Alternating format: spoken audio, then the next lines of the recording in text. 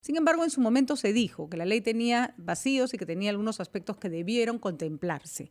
Eduardo Así nos es. ayuda a comprender la situación. Eduardo, ¿cómo estás? Muy buenos días. Qué gusto ¿Qué conversar tal, contigo. Eduardo?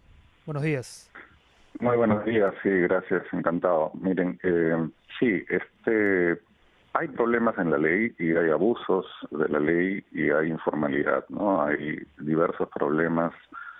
En realidad configuran un escenario de trabajadores agrícolas sumamente desprotegidos, con prácticamente no tienen derechos laborales básicos, están sometidos a jornadas laborales largas, con pagos realmente bajos, que se han estancado durante los últimos 15 años. En realidad, el panorama en el sector agroexportador es un sector que pareciera que hubiera estado en crisis durante 15 años y más bien lo que teníamos y tenemos es un sector agroexportador que ha crecido espectacularmente en los últimos 15 años.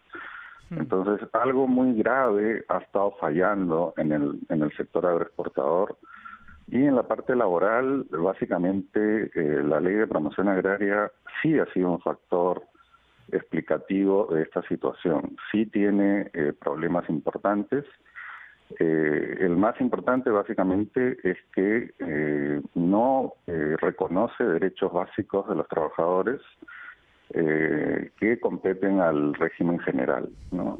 Y que Ujú. son, por ejemplo, la CTS, la gratificación, las vacaciones y también tener una asignación familiar y seguros por accidentes, que son derechos que los trabajadores tienen incluso cuando tienen contratos temporales, como son los contratos que tiene este sector. Pero CTS, gratificaciones, sí reciben. Lo que pasa es que no las reciben de manera aparte, como ocurre con los otros regímenes laborales, sino que está dentro del jornal, ¿no es cierto? De los 39.10, 20 soles, no recuerdo exactamente la cifra, más o menos 36 corresponden a la jornada y el resto corresponde a la CTS y a las gratificaciones. Nos explicaba ayer uno de los representantes de AGAP que es una manera de asegurarse de que todos recibieran estos beneficios porque la situación laboral era variable y de pronto al final, por la burocracia, alguien se podía quedar sin cobrar o si alguien se retiraba antes de los 3, 4 meses que dura la faena o dura la labor,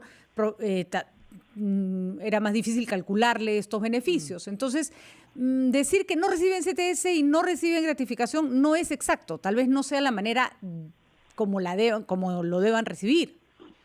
No, a ver, Patricia, te explico. Lo que estoy planteando es que los trabajadores no tienen el derecho a estas fórmulas en la forma adecuada, ¿no? Mm. Tal y como lo recibe cualquier trabajador que tiene un contrato temporal. La CTS, en esencia, es un seguro de desempleo. Es un fondo que el empleador y el trabajador tienen para cuando el trabajador se queda sin empleo, y esto en el sector agroexportador ocurre muy frecuentemente porque es trabajo temporal, pueda disponer de un fondo que le permita ese tiempo sin empleo poder subsistir. Por lo tanto, la esencia de la CTS es formar ese fondo. Lo que han hecho con colocar la supuesta CTS en el salario diario, en el jornal, es un sinsentido, es una total desnaturalización y equivale a privar de ese derecho al trabajador.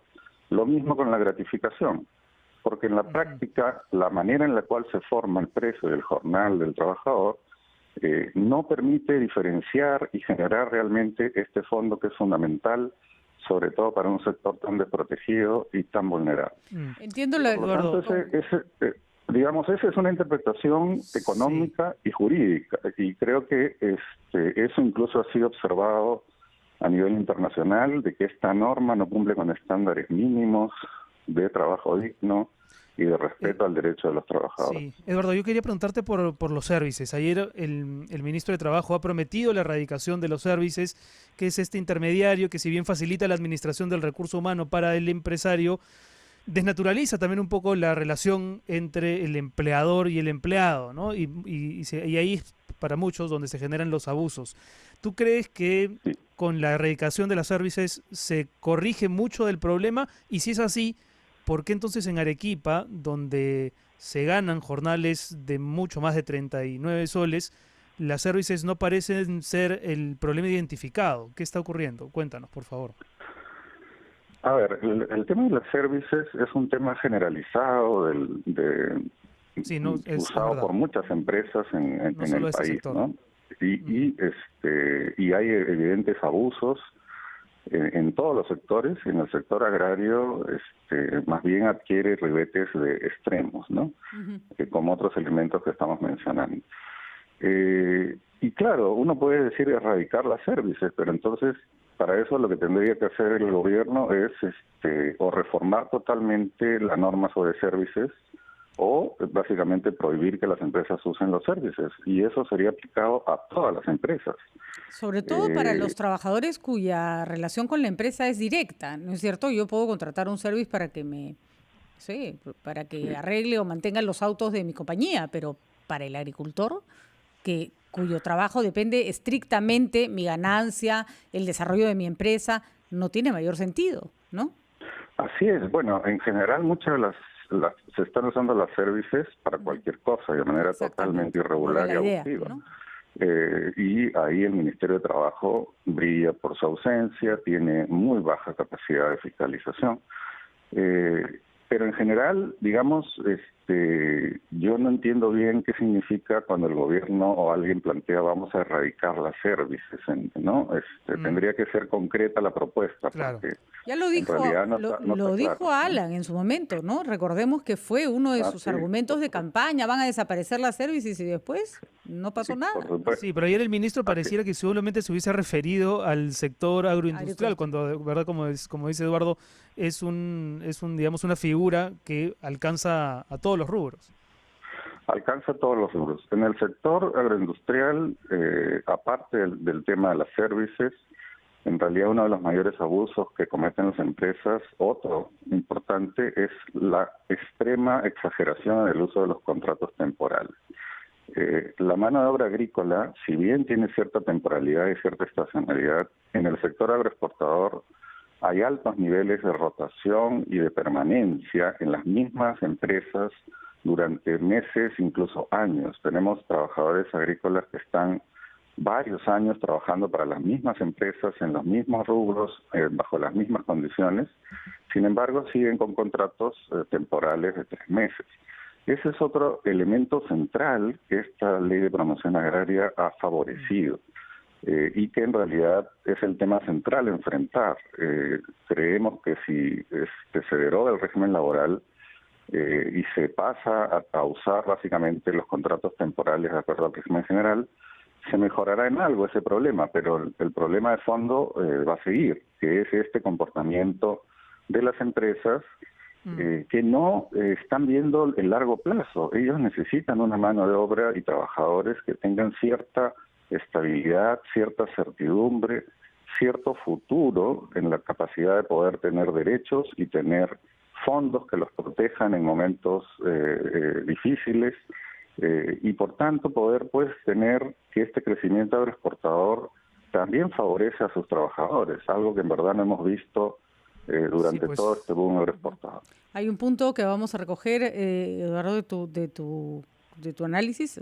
Todo el análisis es interesante. Siempre se ha dicho que la CTS no se debe tocar, porque es un seguro para cuando uno se queda sin trabajo, y que no se debe estar agujereando, y que por eso cada vez que dan permiso para sacar la CTS están perjudicando la posibilidad de que el trabajador recurra a ese dinero cuando se quede sin trabajo. Bueno, incluirlo en el sueldo es justamente lo contrario al principio de la CTS, y fíjate, no había reparado yo en ese punto que es fundamental. Muchísimas gracias, Eduardo. Gracias, Eduardo. Y ojalá que estos aportes sirvan para generar una ley que realmente proteja al trabajador y que también permita que la industria se desarrolle. Esa es la idea. Que le dé estabilidad, ¿no, Pati? Porque además la estabilidad permite una cosa, que es identificación. O sea, un trabajador que se siente estable en una empresa, es mucho más fácil que se identifique con esa empresa, que logre mimetizarse con los valores y la misión de esa empresa, y que no sienta pues que simplemente es un peón al que lo llaman a trabajar de vez en cuando, ¿no? Me parece que también esa puede ser una reflexión a recoger. Así Son es. las 6:46. Pausa y regresamos.